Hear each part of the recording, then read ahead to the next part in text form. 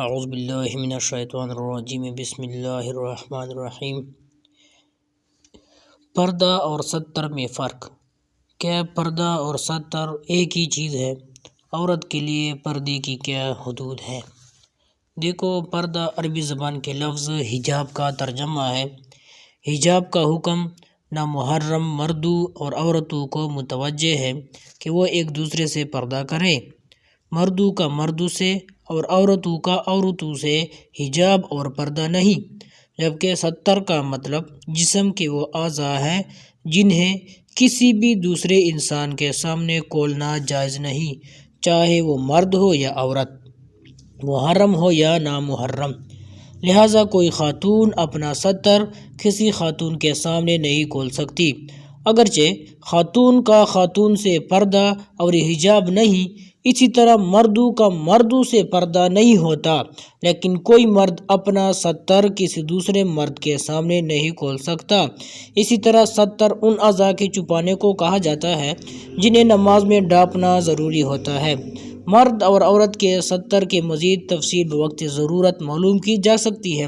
البتہ ستر کا لفظ بعض زبانوں مثلاً پشتو میں عرف اور اصطلاح کی وجہ سے حجاب اور پردہ کے معنی میں بھی استعمال ہو جاتا ہے، جس میں کوئی حرج نہیں۔ عورت کے لیے پردے کی حدود اور درجات 3 ہیں۔ عورت کی گرد چار دیواری میں رہنا اور بلا ضرورت و حاجت اس سے باہر نہ نکلنا۔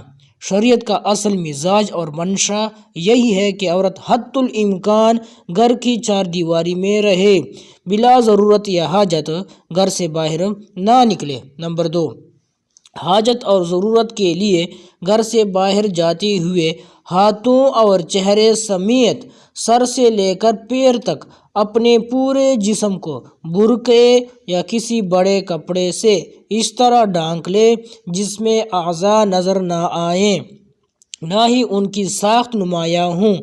اسی طرح اگر گھر وغیرہ میں نامحرم مرد بھی ہوں تو بھی عورت کے لیے یہی حکم ہے۔ نمبر 3، ضرورت اور حاجت کے لیے گھر سے باہر جاتے ہوئے سر سے پیر تک اپنے پورے جسم کو برقعے یا کسی بڑے کپڑے سے اس طرح ڈھانک لے جس میں اعضاء نظر نہ آئیں، نہ ہی ان کی ساخت نمایاں ہوں، البتہ چہرے اور ہاتھوں کو کھلا رکھے۔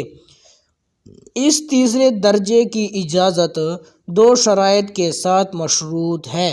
ایک یہ کہ چہرہ اور ہاتھ کھلے رکھنے کی حاجت ہو، دوسرا یہ کہ فتنے کا خطرہ نہ ہو۔ اگر ایک ہی مکان میں متعدد گھرانے سکونت پذیر ہونے کی صورت میں مکمل پردہ کرنا دشوار ہو تو ایسی صورت میں اگر عورت اپنے پورے جسم کو ایسی موٹی چادر یا گھونگھٹ سے چھپا لے جس میں سر کے بال، ہاتھ کی کلائیاں، بازو وغیرہ اعضاء چھپے ہوئے ہوں، صرف چہرہ، ہتھیلیاں اور دونوں پاؤں کھلے ہوئے ہوں تو اس کی گنجائش ہے۔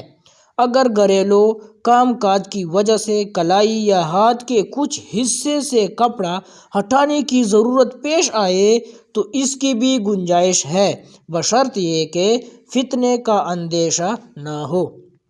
البتہ اس میں بھی درج ذیل امور کا خیال رکھنا ضروری ہے۔